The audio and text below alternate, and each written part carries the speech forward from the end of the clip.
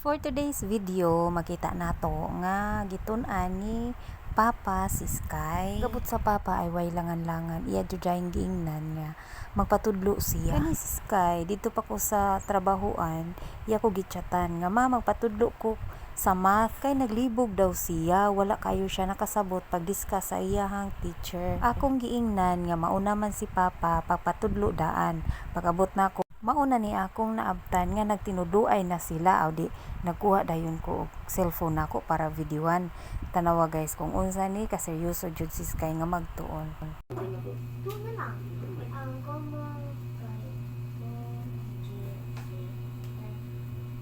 Sayop, ang pilang to yung common ko ni 5 man.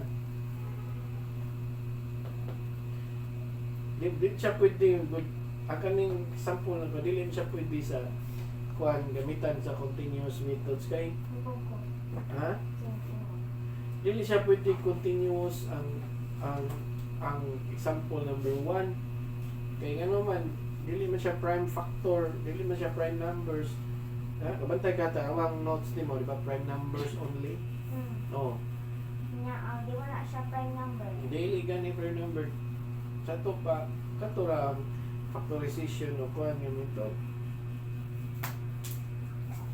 So, wrong nga na nako. Ako butangan. Dili pwede kay. O, di prime numbers din.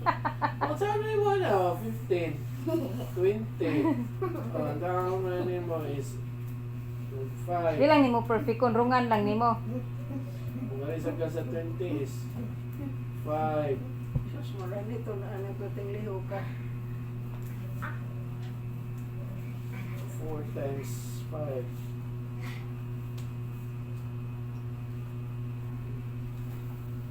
Ano? No.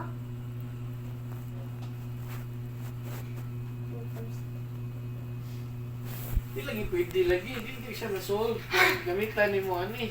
Ako butangan. Dili pwede. Oh, Prime okay. numbers only. Prime numbers only. Hindi siya pwede. Oh, tama na.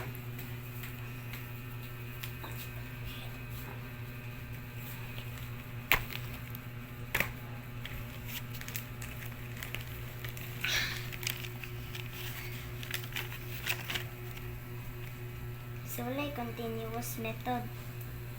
Ato i-google.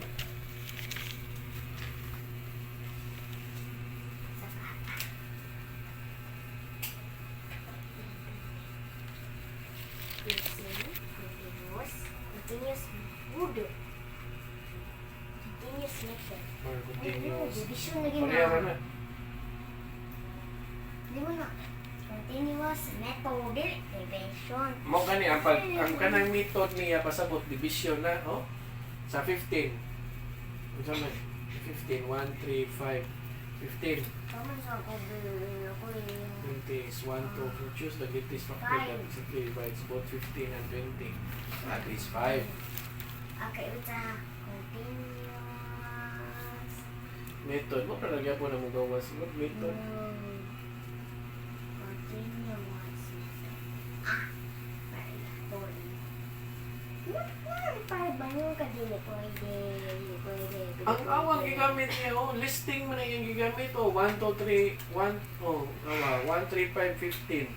Yeah, 1, 2, 4, 5, 10, 20. Ang sabi niya, choose the greatest factor that distinctly divides both 15 and 20.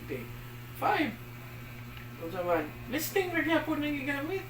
Asa man na, Pero nga na ang nako number 3. gani, listing niya gigamit. Dili siya, wala siya solusyon. Kung wrong ka ni pa, di ka ang naiman. Engineer. Ay, bahala ka na, teacher mo. Ako, out. Di na ngay mag-engineer. Kung marong. Ano yung pa rin ako engineer? Hindi na ako engineer pa. Di na engineer ugma kung marong si Sky. Di na engineer si Papa. Hindi ko, ano kong lisensya? Kuhaan na. I-demote. Remote Hindi mo na siya si Papa builder. Di na engineer. Hindi na engineer. Sige, dako jud kayo na ugmag ko animo no. Ipakita dayon na ugma, marong ba ka or check. Correct ba or wrong? Wrong ka pa, kami engineer.